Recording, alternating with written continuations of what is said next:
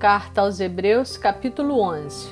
Ora, a fé é a certeza de coisas que se esperam, a convicção de fatos que se não veem, pois pela fé os antigos obtiveram bom testemunho.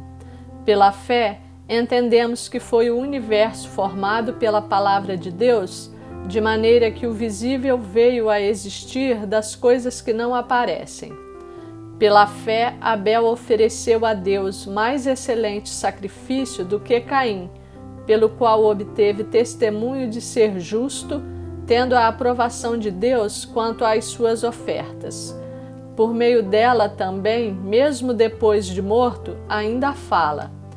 Pela fé, Enoque foi trasladado para não ver a morte.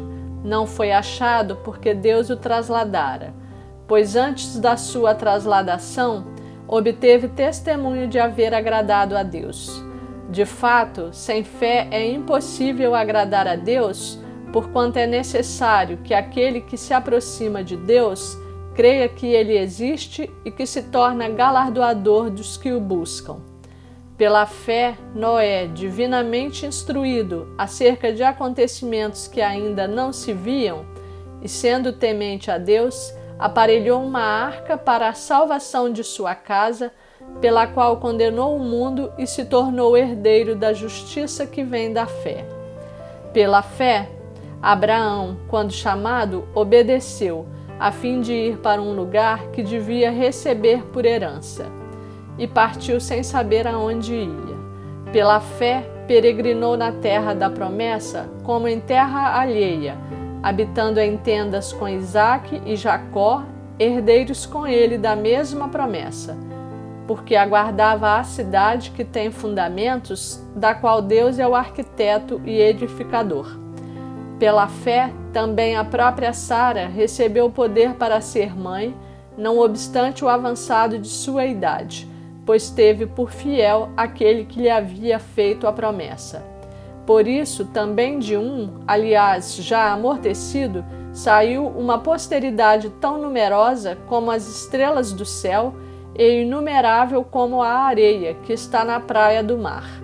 Todos estes morreram na fé sem ter obtido as promessas, vendo-as, porém, de longe e saudando-as e confessando que eram estrangeiros e peregrinos sobre a terra. Porque os que falam desse modo manifestam estar procurando uma pátria. E se na verdade se lembrassem daquela de onde saíram, teriam oportunidade de voltar. Mas agora aspiram a uma pátria superior, isto é, celestial. Por isso Deus não se envergonha deles de ser chamado o seu Deus, porquanto lhes preparou uma cidade. Pela fé, Abraão, quando posto à prova, ofereceu Isaque. Estava mesmo para sacrificar o seu unigênito, aquele que acolheu alegremente as promessas, a quem se tinha dito: em Isaque será chamada a tua descendência, porque considerou que Deus era poderoso até para ressuscitá-lo dentre os mortos, de onde também, figuradamente, o recobrou. Pela fé, igualmente, Isaque abençoou a Jacó e a Esaú acerca de coisas que ainda estavam para vir. Pela fé, Jacó, quando estava para morrer, abençoou cada um dos filhos de José e, apoiado sobre a extremidade do seu bordão, adorou. Pela fé, José, próximo do seu fim, fez menção do êxodo dos filhos de Israel, bem como deu ordens quanto aos seus próprios ossos. Pela fé, Moisés, apenas nascido, foi ocultado por seus pais durante 3 meses, porque viram que a criança era formosa. Também não ficaram amedrontados pelo decreto do rei. Pela fé, Moisés, quando já homem feito, recusou ser chamado filho da filha de Faraó, preferindo ser maltratado junto com o povo de Deus, a usufruir prazeres transitórios do pecado, porquanto considerou o opróbrio de Cristo por maiores riquezas do que os tesouros do Egito, porque contemplava o galardão. Pela fé, ele abandonou o Egito, não ficando amedrontado com a cólera do rei. Antes, permaneceu firme como quem vê aquele que é invisível. Pela fé, celebrou a Páscoa e o derramamento do sangue, para que o exterminador não tocasse nos primogênitos dos israelitas. Pela fé atravessaram o Mar Vermelho como por terra seca. Tentando os egípcios, foram tragados de todo. Pela fé, ruíram as muralhas de Jericó depois de rodeadas por 7 dias. Pela fé, Raabe, a meretriz, não foi destruída com os desobedientes, porque acolheu com paz aos espias. E que mais direi? Certamente me faltará o tempo necessário para referir o que há a respeito de Gideão, de Baraque, de Sansão, de Jefité, de Davi, de Samuel e dos profetas, os quais, por meio da fé, subjugaram reinos, praticaram a justiça, obtiveram promessas, fecharam a boca de leões, extinguiram a violência do fogo, escaparam ao fio da espada. Da fraqueza tiraram força, fizeram-se poderosos em guerra, puseram em fuga exércitos de estrangeiros. Mulheres receberam, pela ressurreição, os seus mortos. Alguns foram torturados, não aceitando seu resgate para obterem superior ressurreição. Outros, por sua vez, passaram pela prova de escárnios e açoites, sim, até de algemas e prisões. Foram apedrejados, provados, cerrados pelo meio, mortos a fio de espada. Andaram peregrinos, vestidos de peles de ovelhas e de cabras, necessitados, afligidos, maltratados, homens dos quais o mundo não era digno.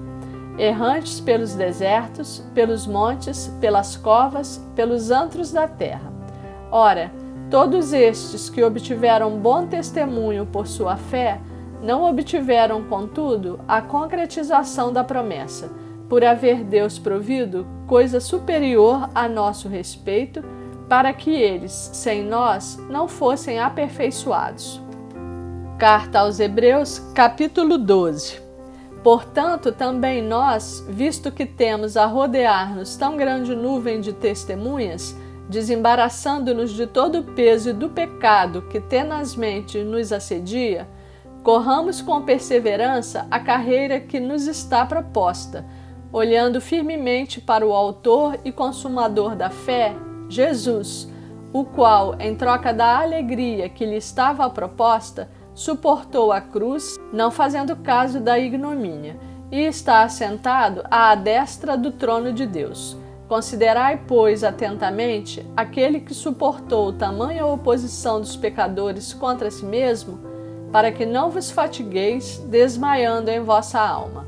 Ora, na vossa luta contra o pecado, ainda não tendes resistido até ao sangue, e estáis esquecidos da exortação que, como a filhos, discorre convosco. Filho meu, não menospreze a correção que vem do Senhor, nem desmaies quando por ele és reprovado, porque o Senhor corrige a quem ama e açoita a todo filho a quem recebe. É para a disciplina que perseverais. Deus vos trata como filhos. Pois que filho há que o pai não corrige? Mas se estáis sem correção, de que todos se têm tornado participantes, logo sois bastardos e não filhos. Além disso, tínhamos os nossos pais segundo a carne que nos corrigiam e os respeitávamos. Não havemos de estar em muito maior submissão ao Pai espiritual e então viveremos? Pois eles nos corrigiam por pouco tempo, segundo melhor lhes parecia. Deus, porém, nos disciplina para aproveitamento, a fim de sermos participantes da sua santidade. Toda disciplina, com efeito, no momento não parece ser motivo de alegria, mas de tristeza. Ao depois, entretanto, produz fruto pacífico aos que têm sido por ela exercitados, frutos de justiça. Por isso, restabelecei as mãos descaídas e os joelhos trôpegos, e fazei caminhos retos para os pés, para que não se extravie o que é manco, antes seja curado. Segui a paz com todos e a santificação, sem a qual ninguém verá o Senhor, atentando diligentemente, porque ninguém seja faltoso, separando-se da graça de Deus. nem haja alguma raiz de amargura que brotando vos perturbe, e por meio dela muitos sejam contaminados. Nem haja algum impuro ou profano, como foi Esaú, o qual, por um repasto, vendeu seu direito de primogenitura. Pois sabeis também que posteriormente, querendo herdar a bênção, foi rejeitado, pois não achou lugar de arrependimento, embora com lágrimas o tivesse buscado. Ora, não tendes chegado ao fogo palpável e ardente, e à escuridão, e às trevas, e à tempestade, e ao clangor da trombeta, e ao som de palavras tais, que quantos o ouviram suplicaram que não se lhes falasse mais, pois já não suportavam o que lhes era ordenado. Até um animal, se tocar o monte, será apedrejado. Na verdade, de tal modo era horrível o espetáculo, que Moisés disse-me: sinto-me aterrado e trêmulo.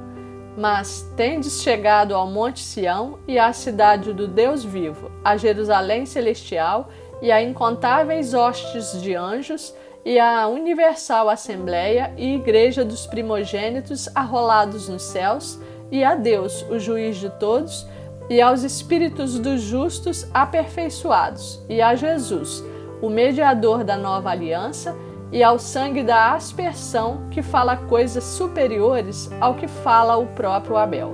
Tende cuidado, não recuseis ao que fala, pois se não escaparam aqueles que recusaram ouvir quem divinamente os advertia sobre a terra, muito menos nós, os que nos desviamos daquele que dos céus nos adverte, aquele cuja voz abalou então a terra. Agora, porém, ele promete, dizendo: ainda uma vez por todas farei abalar não só a terra, mas também o céu. Ora, esta palavra, ainda uma vez por todas, significa a remoção dessas coisas abaladas, como tinham sido feitas, para que as coisas que não são abaladas permaneçam. Por isso, recebendo nós um reino inabalável, retenhamos a graça pela qual sirvamos a Deus de modo agradável, com reverência e santo temor, porque o nosso Deus é fogo consumidor.